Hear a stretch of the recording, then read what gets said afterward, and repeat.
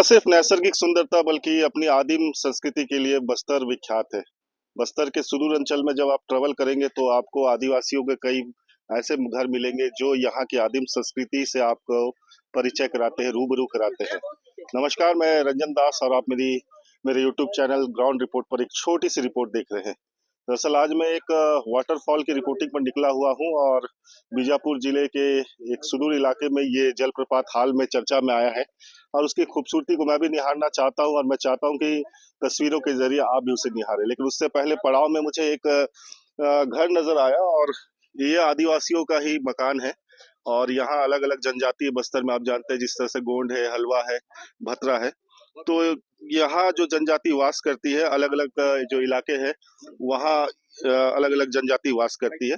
मेरे साथ मेरे पत्रकार साथी है गणेश मिश्रा।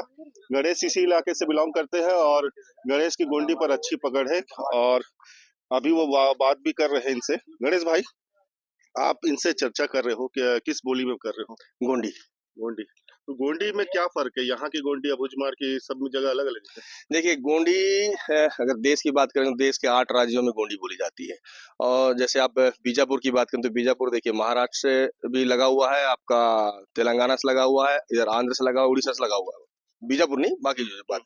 लेकिन जब जब दो राज्य आपस में जुड़ते हैं तो वहाँ का जो बोली है, जैसे मराठी इलाका है, जो महाराष्ट्र का इलाका है, उस इलाके के जो गोंडी है वो मिलता जुलता है। वो मराठी भी ऐसा लगेगा कि मराठी मिक्स कर रहे हैं। आप इधर आंध्र चले जाओगे तो ऐसा लगता है कि आंध्र मिक्स है। गोंडी वही है, लेकिन कुछ चीजें हैं, जैसे अपन यहाँ खाना को हमारे यहाँ बीजापुर में डोडा बोलते हैं, तो कहीं कुछ और बोलते हैं। पानी को यहाँ पर एयर बोलते हैं, तो कहीं नीर बोलते हैं। तो थोड़ा सा जो अदर स्टेट का जो भाषा है उससे मिल जाता है, पर गोंडी है वही। थोड़ा चलते गणेश से बात करते हैं। गणेश भाई थोड़ा साथ में चलेंगे। ये बताइए कि ये जिस जो इलाका है, ये इसकी लोकेशन आप बेहतर बता सकते हैं, तो बताइए थोड़ा। इस वक्त हम लोग कावड़ गांव में है। कावड़ गांव वो इलाका था, अब है नहीं बोलेंगे। जब यहाँ पर लोगों का आना मुश्किल था, यहाँ के लोग जो यहाँ से जो जरूरत की चीजों के लिए मीलों पैदल चला करते थे, परंतु जिसका कैंपों का विस्तार हो गया, सड़कें आ गई हैं, स्कूल आ गया है। ये बता रही जैसे वो बच्ची है, वो उसको माता आया है तो स्कूल नहीं गई है आज। तो अभी भी एक चीज ये है कि जैसे उसमें बात करा था, मेरा माता है तो क्या करते हो, बताते जो गड्ढे गुनिया होते हैं उनका सहारा लेते हैं। तो ये चीजें हैं।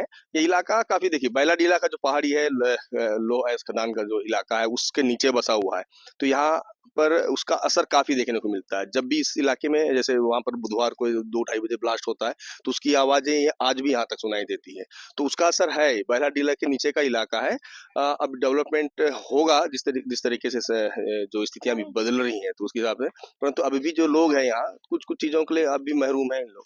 के नक्सल प्रभावित इलाके से ही मैं रिपोर्टिंग करता हूँ और इसमें बीजापुर जो सर्वाधिक माओवाद ग्रस्त इलाका है और ये आदिवासी बहुल इलाका है। गणेश के साथ मैं थोड़ा और मदद लूंगा। गणेश भाई, थोड़ा होम टूर आप करवा दो कि क्या क्या बोलते हैं इस घर को, एक बार आप संरचना समझा दो। जामवरी बरनी में ना नहीं ए जा गए हैं हाँ भैया, आओ तो मनीष में जल्दी रंजन भाई। खासकर आप बस्तर के जो दिखाना भैया। आदिवासी इलाकों में आप देखेंगे तो यहाँ के जो मकान बनते हैं वो बेहद ही दिलचस्प होते हैं। जब बरसात होता है तो हम जब घर बनाते हैं तो पक्का मकान बनाते हैं तो क्या करते हैं, ढलाई करते हैं। ऊपर में उसको पानी के निकलने के लिए, जब छत में पानी भरता है उसको निकालने के लिए एक स्लोप देते हैं, एक तरफ निकल जाए। तो यहाँ के जो देखिए आप ये जो बने हैं, यहाँ आप कभी भी पानी नहीं छुएगा, बरसात का पानी नहीं आएगा। और घर के अंदर इतना स्पेस इन लोग इसे देते हैं और बहुत कम यूज जो है घर के अंदर का। ये इनका देख लीजिए आप, घर दिखाते चलिए। ये इनका किचन भी है, बेडरूम भी है, सब ये है। और ये बाहर का स्पेस है। एक चीज और दिखाता लेकिन शायद यहाँ नहीं है। और कुछ चीजों को देख, हमारे पास कुछ चीजें हम जो रखते हैं, स्टोर करके रखते हैं, उसके लिए हम फ्रिज का यूज करते हैं या फिर एक ऐसा एक वो बना लेते हैं ताकि जहाँ हमारा जो सामग्री है, खाद्य सामान है, वो सुरक्षित रहे। लेकिन आप देखेंगे कुछ चीजें हैं जो इन लोग अपने घर पे ऐसे है टांग के रखते हैं। ये जो बना रखा है ना इन्होंने, ये सारी चीजों को यहाँ टांगते हैं, जैसे झाड़ू वगैरह। ये हमेशा ये मतलब आदिवासी कल्चर में ऐसा कि मिलेगा।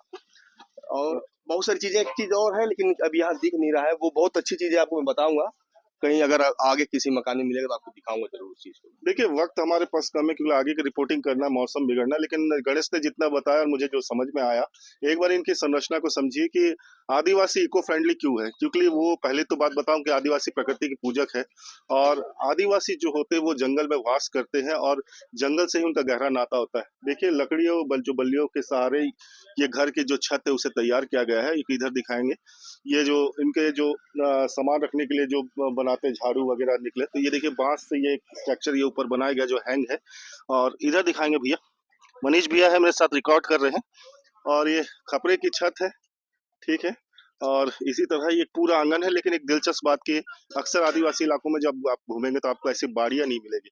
आज हम कंक्रीट के, सीमेंट के हम बाउंड्रीज बनाते हैं, लेकिन यहाँ ऐसा नहीं है। और ये एकांत में भी रहते हैं, एकांत प्रिय भी होते हैं, आप समझ सकते हैं।